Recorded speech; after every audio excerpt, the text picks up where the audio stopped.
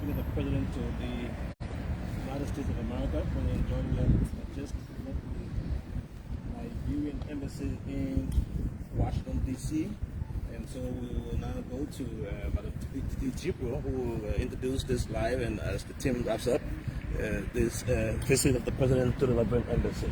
So I think, Isaac, you've already introduced the live, and welcome to it. We're here at the Liberian Embassy in Washington, D.C. And as you all know, His Excellency, the President of the Republic of Liberia, has wrapped up his trip. 3 days, presidents from all over Africa, 49 presidents have been in Washington, D.C. discussing issues that will benefit, hopefully, the continent of Africa. So we have with us Presidential Press Secretary Arthur and Deputy Information Minister Weah, and they will be telling us what they've seen on this trip and how that is going to better the lives of the Liberian people. So welcome to it. Welcome. Thank you so much, City. It's a great opportunity to be here again, once again, talking about the great achievements that the President had on this tour. Okay, so I hear you talk about great achievements. What can you see when you make up the President's trip? First and foremost, we're out here at the Liberian Embassy. I just want to set a scene. We are here at the Liberian Embassy when the President just left. Yesterday concluded the U.S.-Africa Summit. That was a summit that spanned over 3 days. The last day had to do with the Leaders Summit, where the various leaders were making their submission in plenary. It was followed by a working lunch with the U.S. President. Today, the President just stopped by the Liberian Embassy to sort of greet the staff and thank them for the wonderful job they've done. I mean, we've seen these staff waking up as early as 4, 5, 6 a.m., making sure our stay here was comfortable. We had some great lunches from them. and so it was a great opportunity that they had to see the President, take pictures with him as he drove by. We also aware that the President is supposed to be arriving in Liberia, during the course of the weekend. There's been all kinds of different preparations for that, and those are some of the things we're going to be talking about.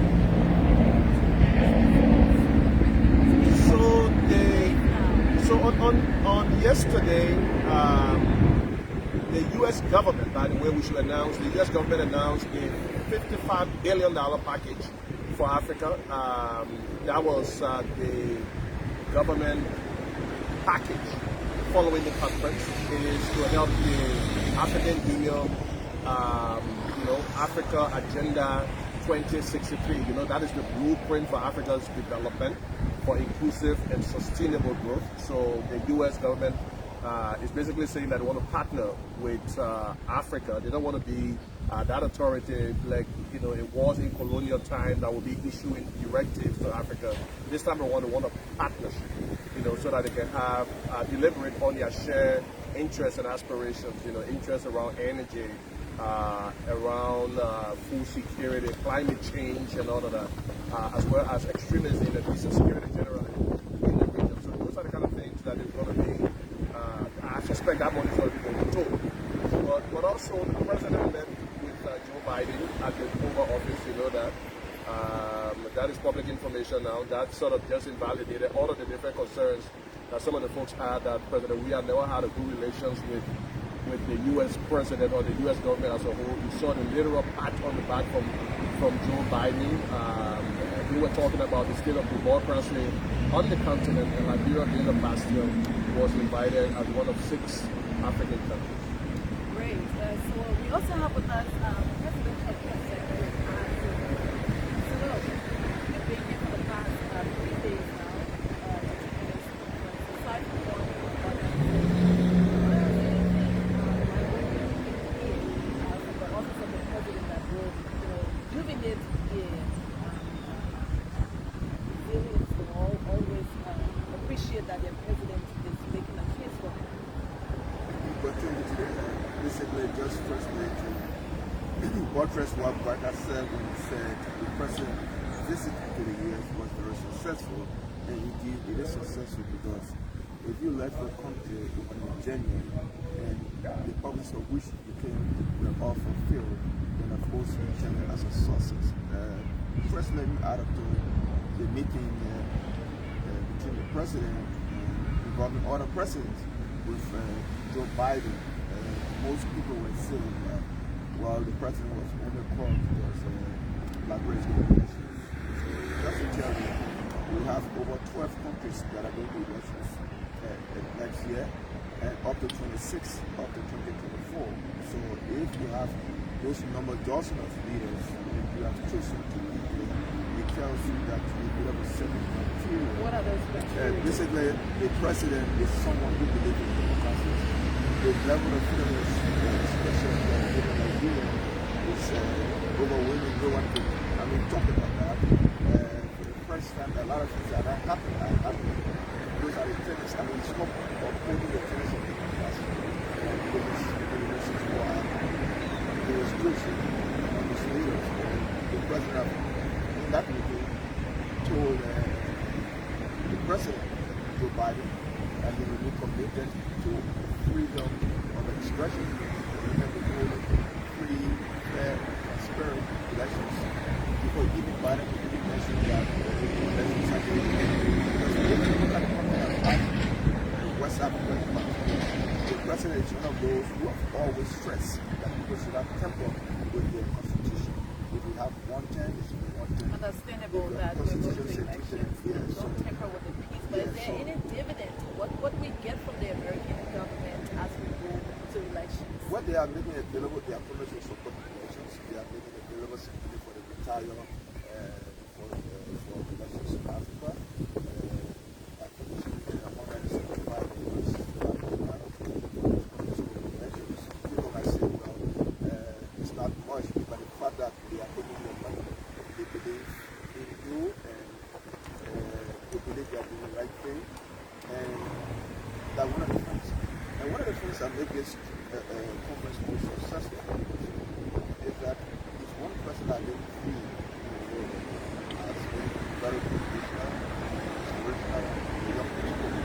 So addressing young people alone, people wishing to see even other persons that you're going to communicate with the young people, to tell them that they should use the resources they have, whether it's money, whether it's knowledge, whatever capacity they have to make Africa viable, because if Africa has the resources, have the manpower, have the capability to flourish all accomplishment. Well, I heard President Biden talk about the G8 summit. He talked about Africa having a place at the table when discussions are made. How does that?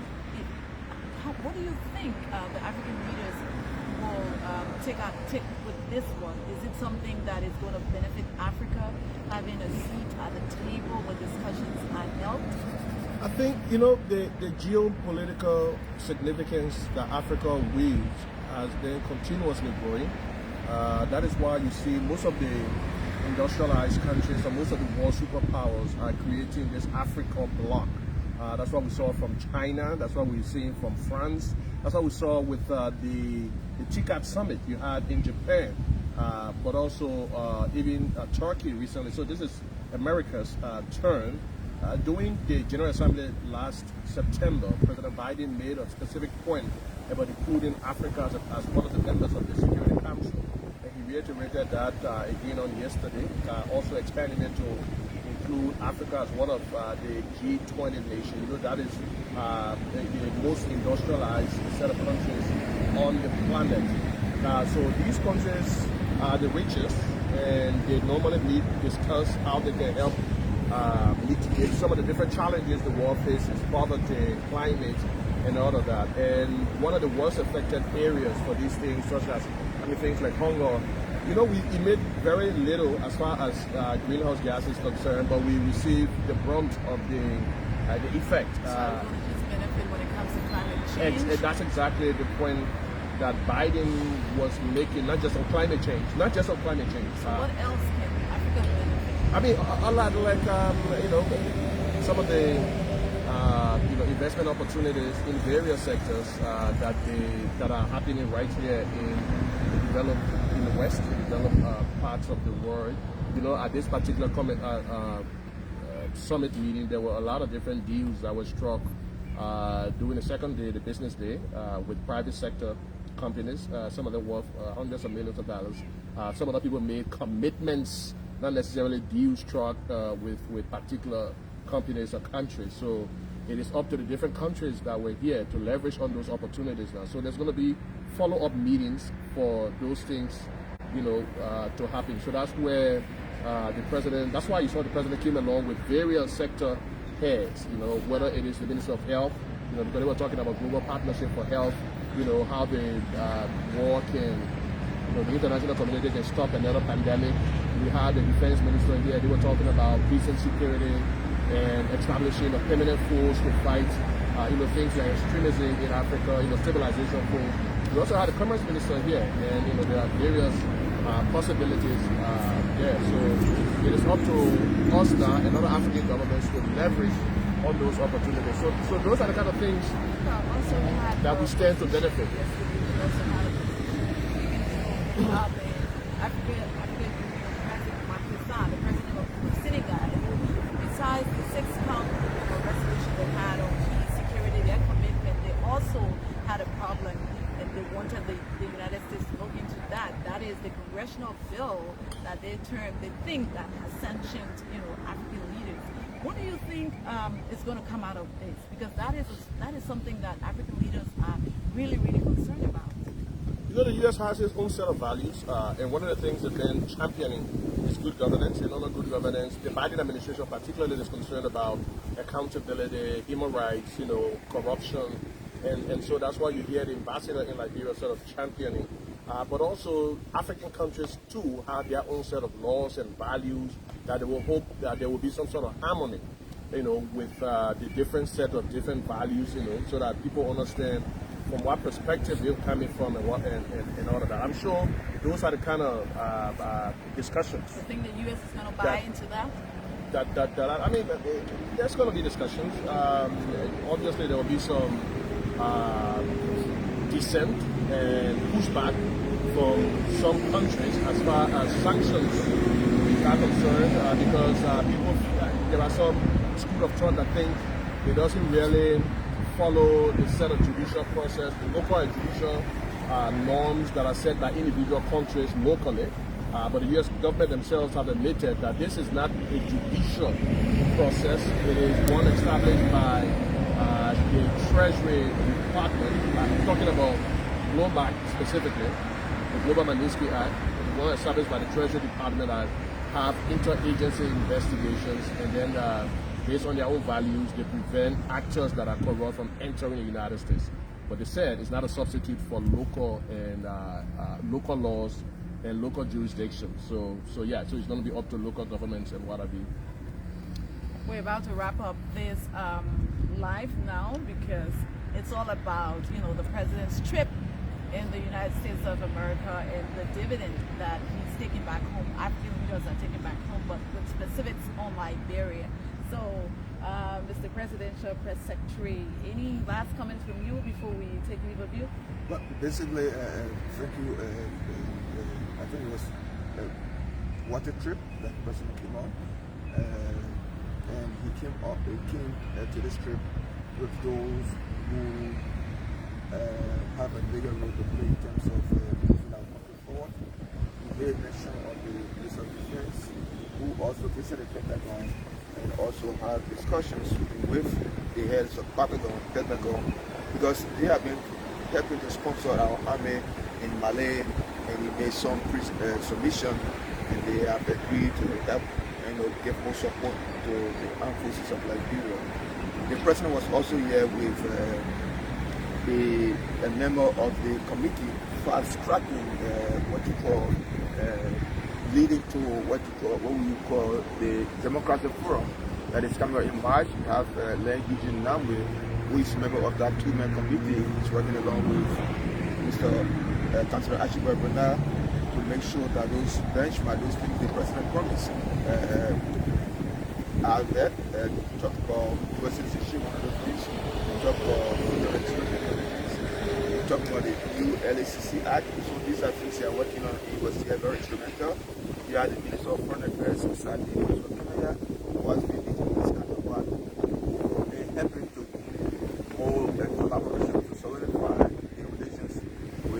Liberia and the US and other countries. He was here.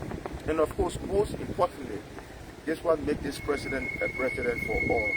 He took up time of the busy schedule to interact with Liberians that are in the diaspora in America and from Canada, and he threw an open invitation to them, asking them to come back home to Liberia to contribute a quota that, every support they need. His government is willing to work with them to make sure. One point I wanted to make before we just move to, so look at conclude. So that he wants them to come back to Liberia and help in the rebuilding of our country. They remain committed to that. He told them to take advantage of the US citizenship because Liberia belongs to all Liberia. Thank you so much. No, the point I wanted to make is, don't listen to, for our Liberian audience, this is specifically for the Liberian audience. Some of the times if you listen to the different narratives on social media, about firstly they will tell you, oh, the delegation can come to the US, and then the delegation will come to the US. And then they say they're going to be in a 25-mile radius. And then they move from New York, they come to DC. Then they say, okay, they're in DC, they will not meet the US president. Then they meet the US president. They keep shifting the goalposts. And as a matter of fact, in that meeting with the US president was our foreign minister. You know all the different lies and stories about that, right? Yeah, so foreign minister came here, accompanied the president to the Oval Office to have that meeting. So don't listen to the lies. I remember there were lies of people claiming that they had a list. They knew who were coming on the list. It was going to be popping up on December 9. On all of the, just all kinds of different fake news flooding the internet, social media, and we know the progenitors of these things. Don't listen to them. We're going to be countering them this time around, individually as they come up, but don't listen to them.